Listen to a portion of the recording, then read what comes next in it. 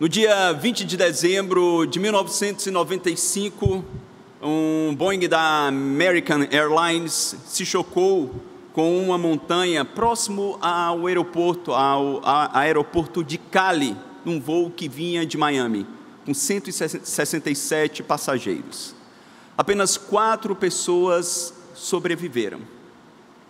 Ao analisar as caixas pretas, eles descobriram que o motivo do acidente foi falha humana.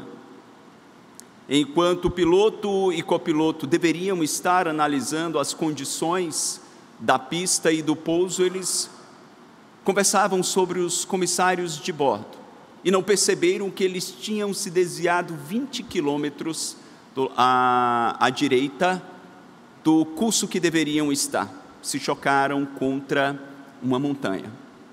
Ao perceberem que estavam próximos, não tiveram tempo de livrar o terrível acidente que matou 163 passageiros. Estima-se que 80% dos acidentes com aeronaves, eles são ocasionados por falha humana, tomadas de decisões equivocadas. Mesmo sendo um meio de transporte mais seguro, ainda assim nós percebemos que o fator humano, a escolha humana, é determinante para a segurança ou não daqueles que voam em qualquer lugar deste mundo. Fato é que nós tomamos decisões em todo o tempo, desde as mais simples em momentos tranquilos, como nesta manhã, o pijama que você escolheu para celebrar a Deus em culto, já que a maioria estão em casa, talvez é o mesmo pijama de domingo passado, ou já se tornou o seu uniforme de todos os domingos, até aquelas decisões mais sérias, que mudarão o curso da sua vida, da vida dos seus filhos e do seu cônjuge. Nós escolhemos. Fazer escolhas em situações de estresse e em tempos de calamidade é um grande desafio, porque as nossas emoções tantas vezes nos levam para uma direção contrária à sensatez, aquilo que deveria ser o correto a ser feito ou analisado. Eu quero refletir sobre esse tema e buscarmos em Deus discernimento nas tempestades da vida, como escolhermos e nos portarmos devidamente quando as circunstâncias ao nosso redor não são as melhores.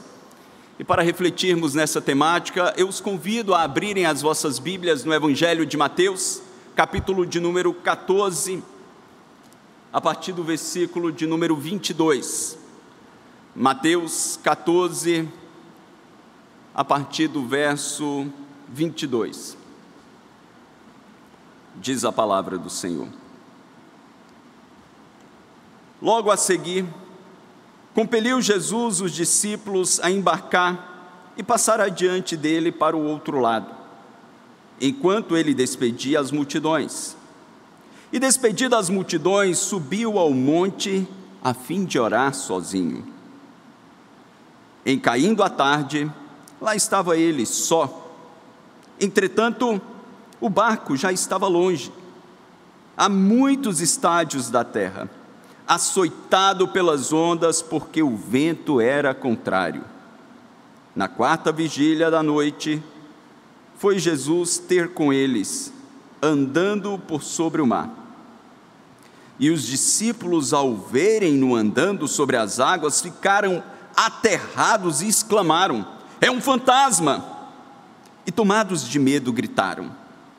Mas Jesus imediatamente lhes disse: "Tende bom ânimo, sou eu, não temais." Respondeu-lhe Pedro, disse: "Se és tu, Senhor, manda-me ir ter contigo por sobre as águas." E ele disse: "Vem." E Pedro, descendo do barco, andou por sobre as águas e foi ter com Jesus. Reparando, porém, na força do vento, teve medo. E começando a submergir, gritou: "Salva-me, Senhor!" E prontamente Jesus estendendo a mão, tomou e lhe disse: homem de pequena fé, por que duvidaste? Subindo ambos para o barco, cessou o vento, e os que estavam no barco o adoraram, dizendo: verdadeiramente, és filho de Deus. Que Deus abençoe a sua palavra. Feche os seus olhos, vamos orar uma vez mais, suplicarmos pela voz do Senhor falando aos nossos corações. Pai, nós te bendizemos por tua santa palavra, que é viva, é poderosa, e que a clareza da tua voz, Senhor, se manifeste em cada coração, desde aqueles que vivem um momento de tranquilidade, mesmo nesta pandemia, ou para aqueles que vivem diante das águas mais tempestuosas da sua existência. Fala-nos, Senhor, e ajuda-nos a encontrarmos como teu povo, discernimento nas tempestades da vida. Nós oramos com ações de graças, em nome de Jesus. Amém. Queridos, como nós vimos semana passada, através do reverendo Robinson, cada evangelista ele trouxe uma ênfase para um público distinto, destacando um dos atributos de Jesus, o Messias, o Salvador. Mateus, ele teve por objetivo alcançar o povo judeu, demonstrando que aquele que veio, o Salvador ungido, ele era de fato descendente de Davi e era rei dos judeus. Durante todo o seu evangelho, desde a manifestação ou a proclamação do anjo, até o seu nascimento, o início do seu ministério, as bem-aventuranças, tudo isso demonstra qual seria ou como seria a vinda do rei, a ética do seu reino. E quando os sinais e prodígios começam a se manifestar, tudo isso apontava para o caráter extraordinário e sobrenatural daquele que seria rei dos judeus. Quando nós olhamos para essa passagem, nós encontramos nos versos anteriores a primeira grande multiplicação de pães e peixes. Depois de Jesus ensinar as multidões e falar sobre esta ética do reino, os valores do reino, as verdades do reino, ele percebe aquela multidão faminta, e a maioria de vocês conhecem a história. Através de um menino, ele então multiplica aqueles poucos pães e 2 peixinhos daquele menino e alimenta uma multidão de 5.000 homens, fora mulheres e crianças. O Rei glorioso agia de modo sobrenatural. Quando nós olhamos para o relato de João, deste acontecimento, as multidões ficam maravilhadas e querem coroá-lo como rei dos judeus, mas numa perspectiva diferente. Eles olhavam para um rei meramente humano, para aquele que cuidava das feridas, consolava o povo e dava o pão natural. É exatamente nesse contexto e cenário, então, que a ação de Jesus diante daquela multidão de prováveis 12.000 pessoas cessa. E ele então conclama os seus discípulos a saírem daquele lugar e atravessar o mar da Galileia para continuarem a sua missão e a sua jornada num outro lugar e num outro momento. É diante deste cenário que eu gostaria de analisar com todos nós a importância de termos discernimento nas tempestades da vida.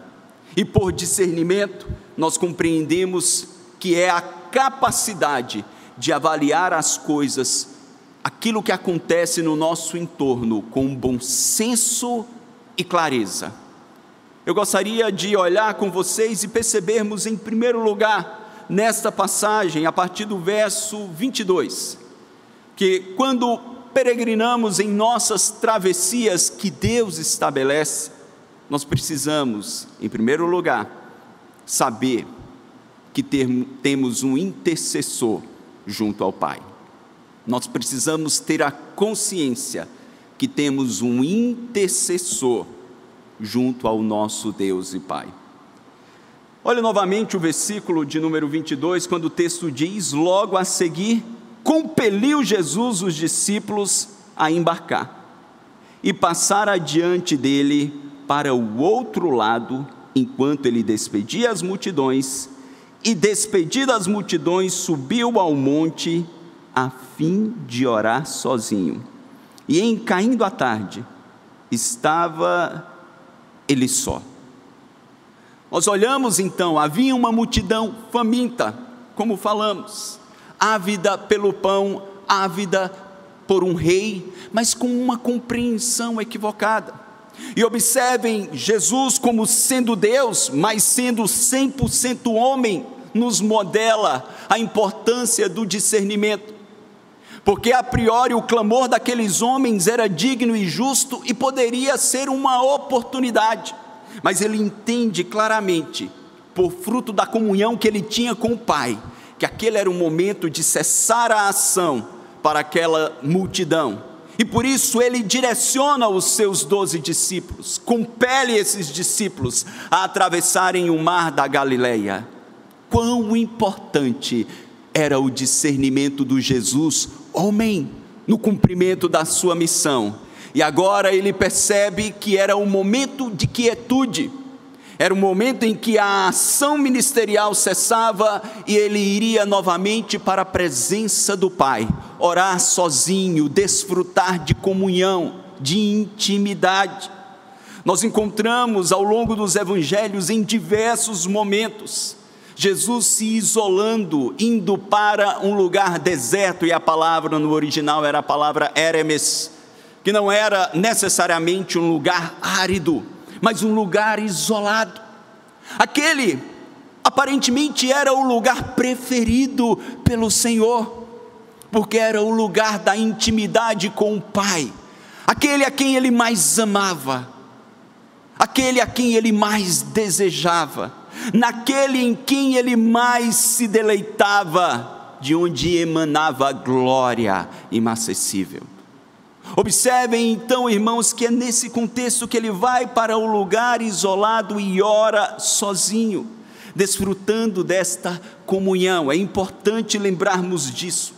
O propósito da oração primário, ou propósito primário da oração, era e sempre será promover a comunhão daquele que ora com o Pai.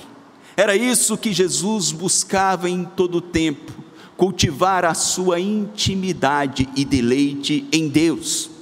Mas quando nós analisamos não necessariamente a descrição desta oração, porque o texto nos diz que ele estava ali sozinho no cair da tarde, depois de despedir as multidões e orava, então nós não temos as informações do conteúdo de suas orações, mas quando olhamos para as demais orações do Senhor, nós percebemos que nela se encontrava adoração, deleite em Deus, mas também nós encontramos intercessão.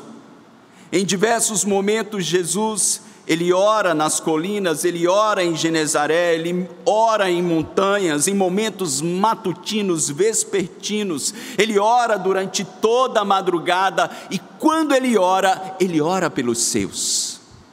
Aqueles discípulos já estavam na travessia, eles já estavam no mar da Galileia, eles já estavam em um barco de pesca, cumprindo a missão que o Senhor lhes dera, e o Senhor estava orando por si, por sua comunhão com o Pai, mas orando pelos seus discípulos. E nós encontramos o teor da oração intercessória do Senhor, não necessariamente apenas nessa passagem, podendo ser o mesmo, mas quando ele ora na oração sacerdotal, lá em João no capítulo 17, e ele nos mostra como orou por si, dos versículos de 1 a 5, como ele ora por seus apóstolos, esses discípulos, dos versos 6 a 19, e como ele ora por nós, a igreja universal, a igreja católica, nesse sentido universal, por todos os crentes espalhados pelo mundo de todas as gerações. Lá em João 17, Ele diz o seguinte, nós encontramos a partir do verso 9: é por eles que eu rogo. Eu não rogo pelo mundo, mas por aqueles que me deste, porque são teus. Ora, todas as minhas coisas são tuas, e as tuas coisas são minhas, e neles eu sou glorificado.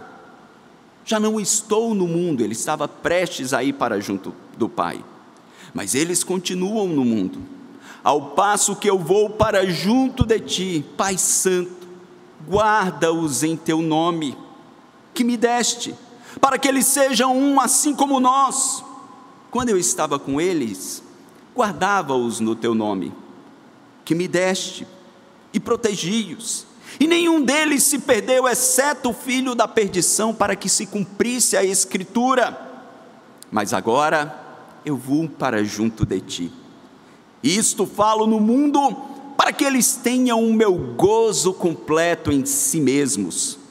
E eu lhes tenho dado a tua palavra, e o mundo os odiou, para que eles não sejam do mundo, como também eu não sou.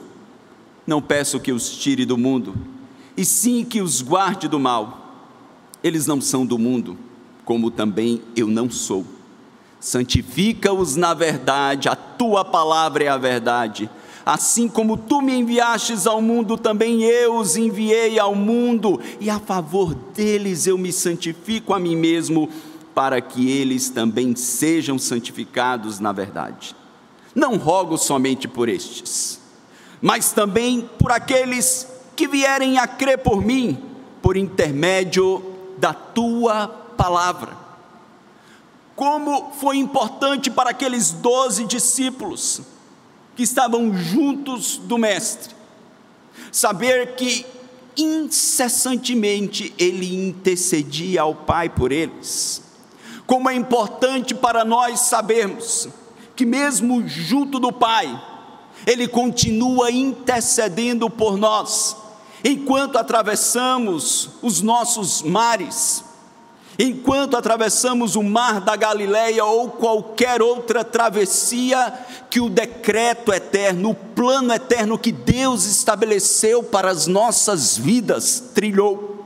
Nós estamos dentro dele, e ele intercede por nós, não apenas pelas circunstâncias que estão no nosso entorno, aquelas que nós vemos, aquelas que preocupam os nossos corações e que angustiam o seu coração agora. Ele intercede por nós, até por aqueles eventos secretos em seu decreto, como ele disse para o próprio Simão, lá no capítulo 22 de Lucas, nos versos 31 e 32, quando ele diz: Simão, Simão, Satanás pediu para te peneirar como um trigo, mas eu roguei por ti. Existe um mundo espiritual invisível. Nós não caímos no misticismo cego, mas não podemos negar as verdades espirituais, de que a nossa luta não é contra carne ou sangue, ou contra seres humanos, mas contra principados e potestades. E nós vemos em diversos momentos na Escritura, manifestações deste mundo espiritual, quando Satanás aparece diante de Deus, junto com os filhos de Deus, lá no capítulo 1 de Jó, e então entra ali numa discussão, para provar a Jó, para tentar a Jó, e Deus permite aquilo como uma provação. Nós encontramos um outro evento, que se Cristo não tivesse dito, nós não tomaríamos conhecimento, porque aconteceu no mundo espiritual invisível.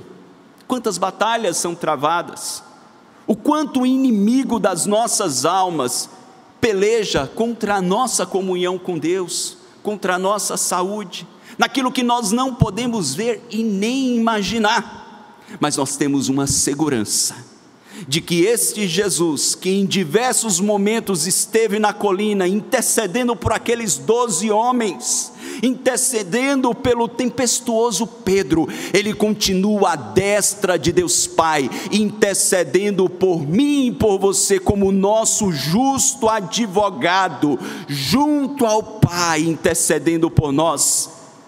Para não falarmos também do Deus Espírito Santo que habita em nós, e que naqueles momentos que nós não sabemos orar como convém, Ele intercede por nós com gemidos inexprimíveis. É essencial, irmãos, para discernirmos as tempestades da vida, como agirmos ou as encarar. Nós precisamos saber primariamente, nós temos um intercessor. E não são os pastores falhos, como homens, por mais consagrados que sejam. Não são irmãos queridos que podem se esquecer de orar por nós, mesmo que prometam. É aquele Deus onisciente, que tudo sonda, tudo sabe e continuamente intercede pelas suas ovelhas. Não é genericamente por todos os homens, mas pelas suas ovelhas. E esta verdade alegra os nossos corações. Ele estava intercedendo pelos discípulos, enquanto estes atravessavam o mar, mas subitamente se manifesta uma tempestade, e é exatamente no contexto dessa tempestade que nós percebemos que é preciso lembrar que a nossa percepção, ela é atingida pelas tempestades no caminho.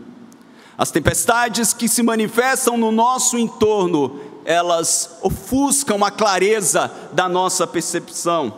E vejam, a partir do versículo 24, quando o evangelista diz: entretanto, o barco já estava longe, a muitos estádios da terra, açoitado pelas ondas, porque o vento era contrário. E para que os irmãos tenham uma ideia, o mar da Galileia estava aproximadamente a 600 pés abaixo do nível do mar. E ele era cercado por colinas, por montes, e o Monte Hermon, que está a 9.200 pés ao norte, ventos fortes vinham dali, e ventos frios. Quando ele encontrava as águas quentes e mornas do mar da Galileia, que estava abaixo do nível do mar, ele causava então tempestades súbitas, fortes, que não podiam ser previstas. É exatamente uma dessas tempestades que assola o barco desses discípulos, alguns deles pescadores experientes, mas era um barco pequeno. E o texto diz que, pelo fato do vento ser contrário, eles não conseguiram progredir muito. A travessia deveria ser 9 quilômetros, aproximadamente 9 quilômetros, dependendo do ponto de onde eles partiram e onde eles iriam chegar. E eles estavam, neste momento da descrição, provavelmente no meio da travessia. Deveriam ter andado 4,5 quilômetros a 5 quilômetros, mas não avançavam, não prosperavam. O vento era contrário, as circunstâncias eram terríveis, mas lembrem-se, foi o mestre quem determinou o momento da travessia. Será que aquele que era onisciente, conhecedor de todas as coisas, não percebera como homem que uma tempestade estava por vir, que os pegaria no meio da travessia? Certamente percebeu, e havia determinado em seu decreto que aquela tempestade faria parte de mais uma experiência que aqueles homens teriam enquanto eram formados como discípulos. Ele estava intercedendo, enquanto aqueles homens estavam angustiados, lidando com a tempestade, desde o pôr do sol. E se nós observarmos o verso seguinte, no verso 25, diz que na 4ª vigília da noite, foi Jesus ter com eles, entre 3 e 6 da manhã, isso quer dizer que aqueles homens já estavam entre 4 a 6 horas, lutando contra uma tempestade. E aqueles que já passaram, andaram de cruzeiro ou de barco, e enfrentaram uma tempestade no mar, podem compartilhar um pouco da angústia do que esses homens sentiram, É algo incomum hoje, A maioria de nós já andou bastante de avião e já pegou turbulências intensas. Quando elas duram poucos minutos, nós passamos bem. Mas quando essas turbulências duram 30 minutos, 1 hora, nós vamos nos angustiando e às vezes perdendo a esperança. Imaginem 4 a 6 horas de ondas que quase quebravam aquele barco, inundavam o barco. Eles estavam prontos ou prestes a sucumbir. Mesmo pescadores experientes estavam tomados por angústia. As tempestades que vão se prolongando em nossas vidas têm essa capacidade de levar as nossas emoções para o nível mais baixo. E é nesse momento que a nossa percepção de realidade é distorcida, é atingida. Observem que o Salvador, ele não se contenta simplesmente em orar e interceder. Há um momento nessa tempestade que ele decide agir, que ele decide ir ao encontro dos seus discípulos, que ele decide prover socorro e livramento. E é neste momento que ele o faz de modo inusitado. Ele não pega um barco, mas ele decide milagrosamente andar por sobre as águas, andar no meio daquela tempestade. E nós olhamos para o verso 26, o texto diz: e os discípulos, ao verem andando sobre as águas, ficaram aterrados e exclamaram: é um fantasma! E tomados de medo gritaram. Percebam, queridos, aqueles eram homens que andavam com Jesus, eram judeus, mesmo não sendo doutores da lei, eram homens simples. Eles sabiam muito bem, dentro da literatura judaica do Antigo Testamento, que aqueles que morriam não voltavam, não vagavam. Isso era um pensamento da tradição pagã. Mas como judeus, eles sabiam que depois da morte segue-se o juízo. Aqueles que morrem vão imediatamente ou para a presença de Deus nos céus, ou para um inferno, lugar de sofrimento, se não creram em Cristo. Mas as circunstâncias eram tão extremas, a angústia era tão profunda, a tempestade era tão revolta, que o senso de realismo daqueles homens é distorcido, e eles passam a acreditar até naquilo que não existe. Afinal de contas, também vamos dar um crédito a eles. Como pensar que poderia ser um homem andando por sobre as águas? Eu acredito que talvez você ou eu, no lugar deles, teríamos agido da mesma maneira. Eles ficam aterrados, tomados de pavor e gritam, dizendo ser aquilo que não existe. O que as tempestades da minha e da sua vida têm nos feito ver? Às vezes, queridos, nós, em nossa angústia, perdemos a devida percepção daquilo que acontece ao nosso redor. E nós estamos analisando tudo no nosso entorno. Estamos analisando a força das ondas, estamos analisando a angústia da perda do ente querido, da perda do trabalho, da perda da estabilidade, e vamos percebendo a maldade se multiplicando, e a incerteza crescendo, e isso faz com que tantas vezes nós passemos a temer o que não deve ser temido. Os homens deveriam temer a tempestade? De certo modo sim, porque ela era perigosa e poderia tirar a vida. O medo não é de todo ruim.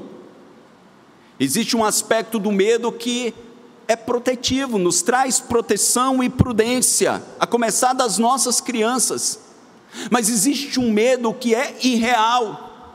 É quando as circunstâncias de perigo vão gerando outros temores em nosso coração, ou em nossos corações, como uma antecipação daquilo que está por vir. Enquanto o próprio Jesus já havia dito a esses discípulos no Sermão do Monte, que eles deveriam deixar que cada dia trouxesse o seu próprio mal. Eles não deveriam andar ansiosos, porque senão eles começariam a ver aquilo que não existe. As especulações começariam por todos os lados, e o nome disso é incredulidade.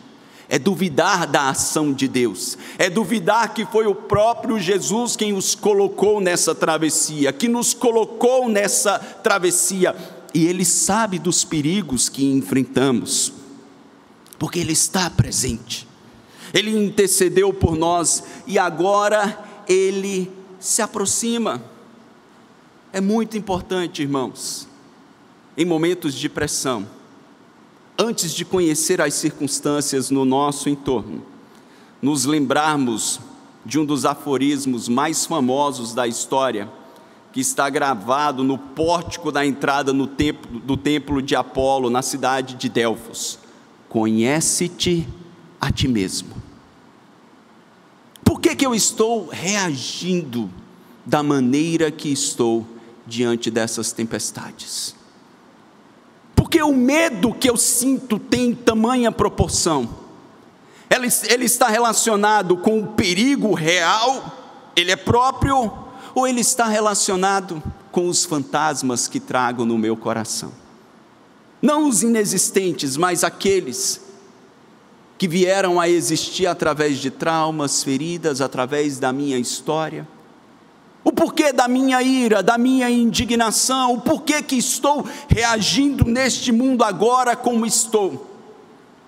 É em defesa da verdade de Deus, em zelo ao seu caráter e sua santidade? Ou tem a ver com áreas na minha vida que ainda precisam ser tratadas?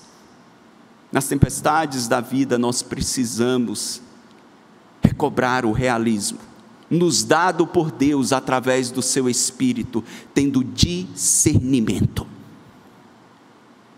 sabendo o que realmente acontece, quais são os perigos reais e quais são aqueles que eu criei, quais são as demandas reais ou quais são aquelas criadas pelos meus traumas e pela minha história.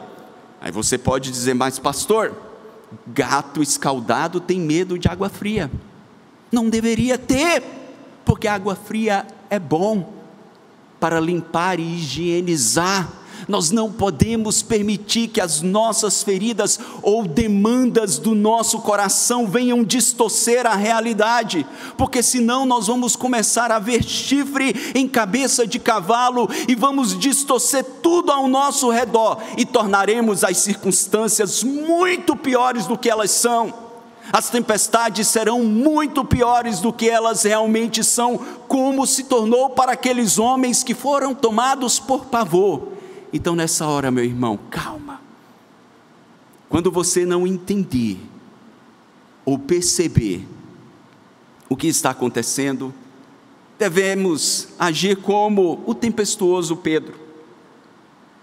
Quando no verso 27 o texto diz: imediatamente lhes disse: tende bom ânimo, sou eu, Jesus dizendo, não temais.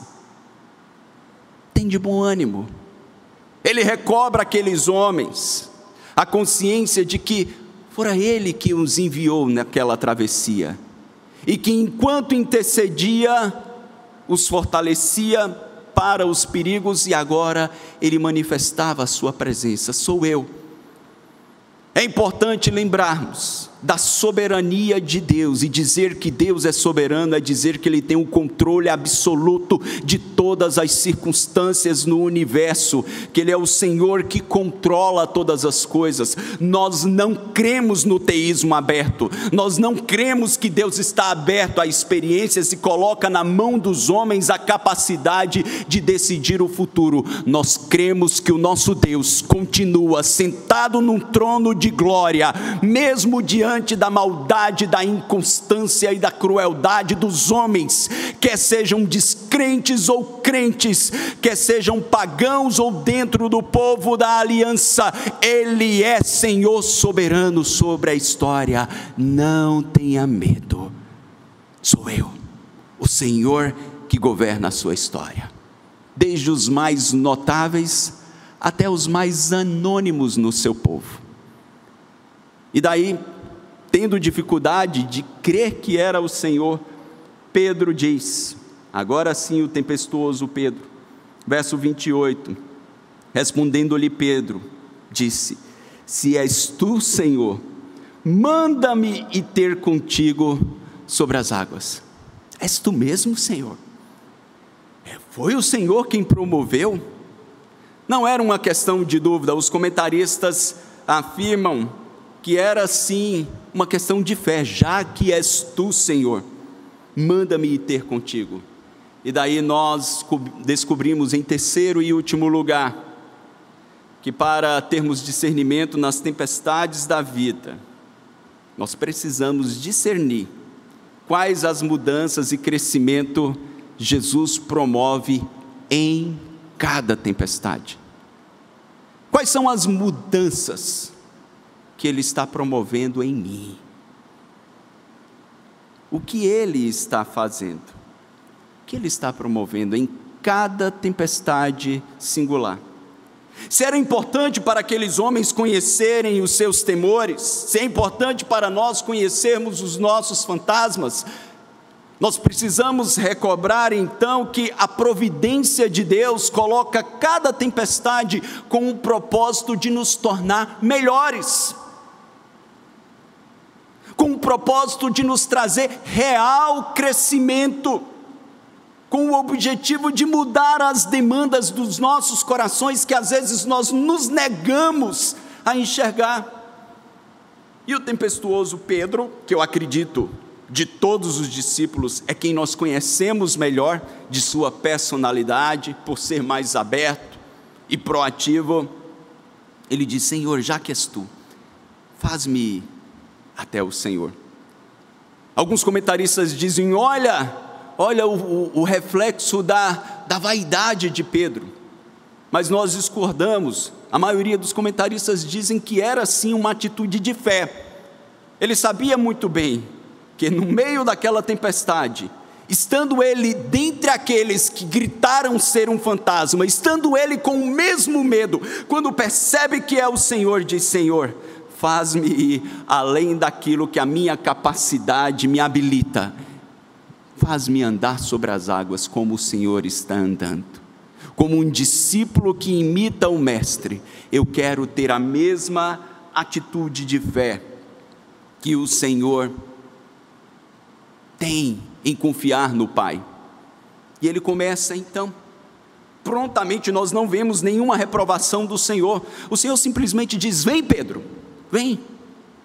Conhecendo os corações, se houvesse motivação pecaminosa, ele teria admoestado, mas ele exclama e diz: vem, vem até mim. Isso nos mostra, irmãos, que as tempestades da vida são sim oportunidades onde Deus quer que o seu povo cresça em fé, em confiança inabalável no seu poder e nas suas promessas. Não a confiança na estabilidade, a confiança naquilo que nós conquistamos, naquilo que nós podemos prospectar, não, a confiança no seu governo soberano, sobre as águas, sobre as tempestades. Ele disse a Pedro: vem, vem sobre as águas. Ele diz a você, meu irmão, a mim: venham também sobre as águas. Mas em algum momento, na travessia, os olhos são tirados do bendito e glorioso Salvador. E o texto nos diz no versículo de número 30, reparando porém na força do vento, teve medo, e começando a submergir, gritou. Andar por fé durante as tempestades é um grande desafio, porque nós encontraremos altos e baixos, momentos iniciais onde a confiança estará sólida e nós daremos um passo ou 2 ou 10, mas no outro dia, momentos onde as nossas emoções tentarão nos trair, e o medo voltará, a ira voltará, o desprezo voltará, ou todos os outros sentimentos pecaminosos que nos levam para distante da vontade de Deus. E é quando essas emoções, essas reflexões vêm e encontram morada em nossos corações, que nós começamos a sucumbir, que nós começamos a naufragar na fé. Conhecendo o seu próprio coração, e eu o meu, eu preciso discernir o que Deus está mudando, o que Deus está promovendo nessa tempestade. Stan Tollers, ele declara o seguinte: a grande questão que temos que lidar com frequência, não é pelo o que estamos passando, mas o que está se passando conosco. O que você está processando e como está processando. O que acontece dentro de você é mais importante do que o que acontece com você. O que Deus estava mudando no coração de Pedro? O autossuficiente Pedro, que nós encontramos em outras passagens. Aquele que dissera: Senhor, ainda que todos te neguem, eu não, eu sou constante. Você se conhece, meu irmão? Será que eu me conheço de fato? Será que realmente nós entendemos que mesmo diante de um problema que assola a todos, em alguma medida, Deus está individualmente tratando questões específicas no coração de cada um? Você sabe quais são? Ou será que as minhas orações de confissão são sempre aquelas básicas e genéricas e não estão voltadas para as questões mais íntimas da minha alma, que o Espírito Santo de fato deseja trabalhar, moldar e mudar? Quando nós compreendemos isso, nós podemos ir para além das nossas limitações. E quando o medo nos toma, quando o desprezo, a raiva ou qualquer outra coisa nos toma, e nós estamos sucumbindo em nossa limitação, nós podemos clamar pelo Salvador e pedirmos: Senhor, ajuda-me a ir além da minha incredulidade, salva-me, Senhor, de mim mesmo, salva-me das minhas limitações, bendito Salvador. E Ele, como um Deus de misericórdia, prontamente estende a mão e levanta Pedro, e entra no barco com ele, e diz aos ventos: aquieta-te, cessa, e as águas se acalmam. A lição já tinha sido ensinada daquela tempestade. Eles aprenderam, eles puderam processar. Então, queridos, nós precisamos discernir, não como ficará o cenário, ou a nossa vida profissional primariamente, ou a nossa estrutura familiar, mas o que Deus está mudando em nós. Não é no seu cônjuge, porque você não vai mudá-lo, nem nos seus filhos, o máximo que você faz é influenciá-los, muito menos no seu colega de trabalho, ou no seu patrão, ou nos seus vizinhos. Não, você pode, com a força do Espírito Santo, mudar apenas o seu próprio coração. Então foque em si mesmo e tire os olhos dos outros. E aprendendo tais lições, receber o conforto do Mestre, ao perceber que a tempestade cessou. E no versículo de número 33 nós encontramos: e os que estavam no barco o adoraram, dizendo: verdadeiramente és Filho de Deus. O êxtase da adoração em ver o governo do bendito Cristo sobre aquela tempestade fez com que aqueles homens e todos os que contemplaram, alguns comentaristas acreditam que talvez outros barcos poderiam estar próximos. Se isso é verdade, além dos discípulos, outros puderam adorar, exaltar o nome do nosso Cristo. Deus já determinou quantas travessias nós faremos ainda e para onde nós faremos. Creia nisso. Ele está intercedendo por nós em cada uma delas. Nós não ficaremos na metade do caminho se Ele disse que você chegaria até o outro lado da margem. Confie. Mas aprenda e peça ao Espírito Santo para que a clareza de quem você ainda é se manifeste. E as mudanças que Ele está promovendo. Não perca, meu irmão. Não perca o crescimento. Se outras pessoas não crescem,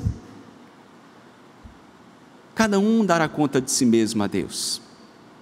Que eu cresça, que você cresça, na presença de Cristo, em santidade e principalmente em fé, confiança inabalável durante as tempestades. Alguns homens se tornaram um exemplo disso. Um dos grandes heróis da fé, John Wesley, pai do metodismo, relata como, em uma das suas viagens da Inglaterra para os Estados Unidos, que era uma colônia da Inglaterra à época, num navio, uma grande tempestade assolou a embarcação, que balançava de um lado para o outro, quase sucumbindo. Enquanto o próprio John Wesley e outros homens e mulheres desesperados estavam, ele se constrangeu, porque existia um grupo de moravianos, dos irmãos morávios, ali, calmos, cantando hinos de louvor a Deus, tranquilos. E depois que a tempestade passa, John Wesley vai conversar e diz: porque em momento nenhum o semblante de vocês descaiu.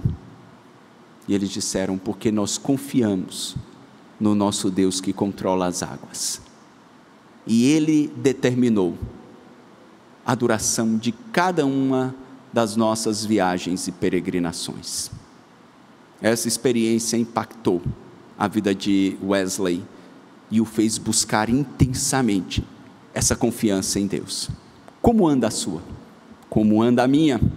Vamos orar, vamos pedir a Deus graça, para que nós possamos discernir as tempestades, lembrando-nos de que Ele intercede por nós, tendo realismo das circunstâncias ao nosso redor e discernindo as mudanças que Ele está promovendo em nossos corações.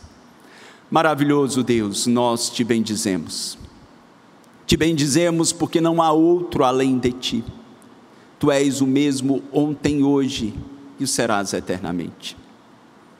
Ajuda-nos, Senhor, a crer em todo o tempo, e a entendermos que a Tua providência estabeleceu, Senhor, não apenas o início desta provação que o mundo enfrenta, mas também o fim delas. Traz conforto àqueles que estão enlutados, àqueles que perderam entes queridos. A maioria, Senhor, tem alguém na família atingida, como a minha própria família. E eu quero, Senhor, clamar por todas as famílias enlutadas, que o Senhor traga o conforto.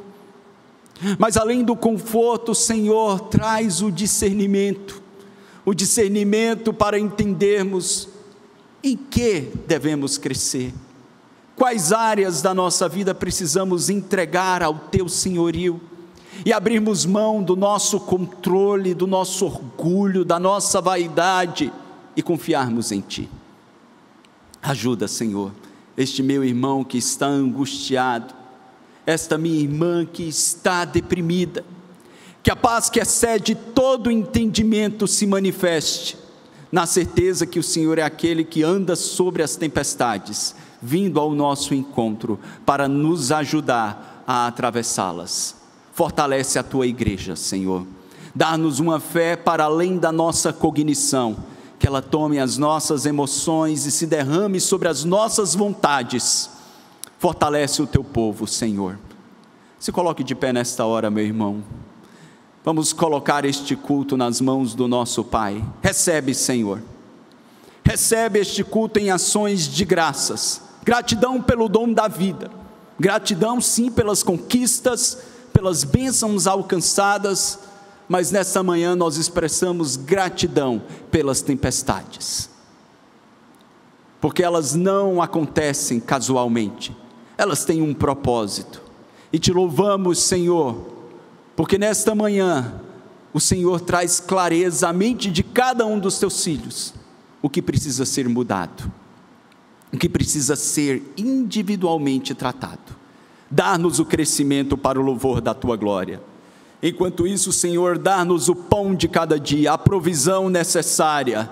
Dá-nos, Senhor, a graça de olharmos ao nosso redor e assistirmos aqueles que estão sucumbindo, que possamos ser igreja para o louvor do teu próprio nome. Fortalece o teu povo, Senhor, recebe o nosso culto. Nós oramos em nome e para a glória de Jesus Cristo, e que o amor de Deus, o nosso Pai, a maravilhosa graça do nosso Senhor e Salvador Jesus Cristo, que a comunhão e as consolações do Espírito Santo estejam sobre todos nós e sobre a igreja de Deus espalhada na terra, hoje e eternamente.